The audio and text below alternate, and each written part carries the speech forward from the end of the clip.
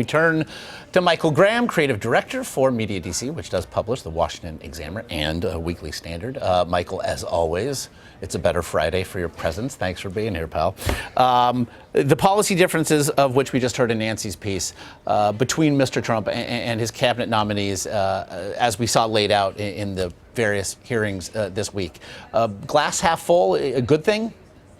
I got to tell you, in the Weekly Standard, a lot of people not Trump fans continue to be hopefully optimistic by this true team of rivals he's put together. It's one thing to say you had a team of rivals the way Lincoln did, where they were really political rivals for the most part.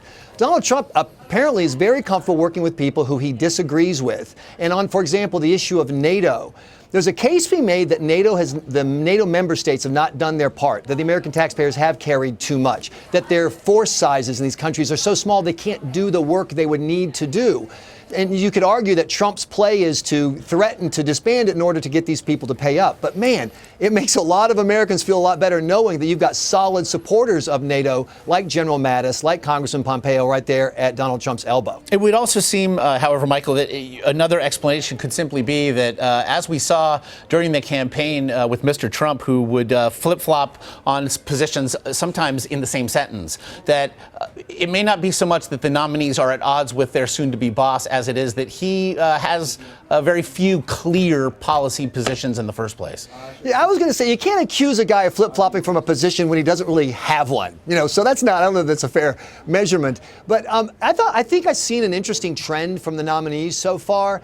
Rex Tillerson, nominee for Secretary of State, very reluctant to make statements attacking people, calling Russia's Vladimir Putin a war criminal, calling names. And he kept reasserting again and again, when it's time to act, I want to act. General Mattis is a walk softly, carry a big stick kind of guy. Same thing I think you could say safely with Mike Pompeo and some of the other folks. I think Trump is a guy who talks a lot, but that talk doesn't necessarily have any connection whatsoever to action. And he's surrounded himself by people who don't care.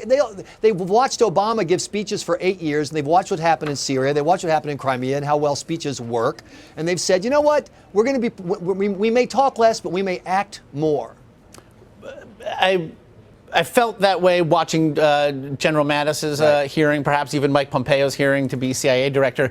But with regard to Rex Tillerson, Michael, it did seem as though the works were gummed up for him as it regarded his questioning by Democratic senators and Marco Rubio, very notably. That, among other things, in addition to not wanting to call Vladimir Putin a war criminal, he actually publicly stated that he hadn't discussed most Russian positions with Donald Trump, which seems rather hard to believe, no?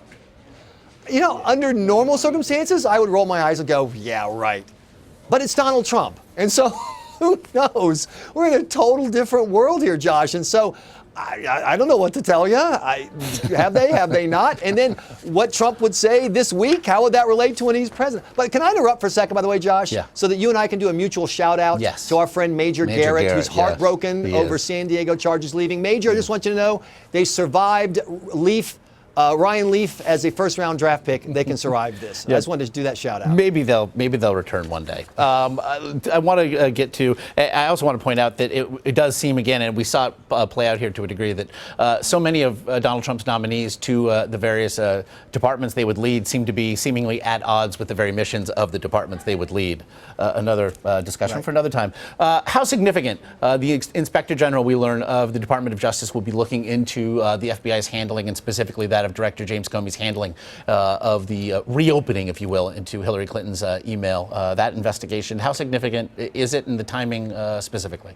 Well, whether they have 4 work days left, Monday's a holiday, to work on this. I mean, this is sadly President Obama yet again not doing his legacy any favors on the way out the door. The change in Cuba policy the very last week, the pardons commissions, the last second declarations of land grabs that he claims can't be overturned, and now what looks like to a lot of people a political move to try to yet again raise doubt about the outcome of the election. Nothing's going to be resolved before Donald Trump is sworn in next Friday at noon.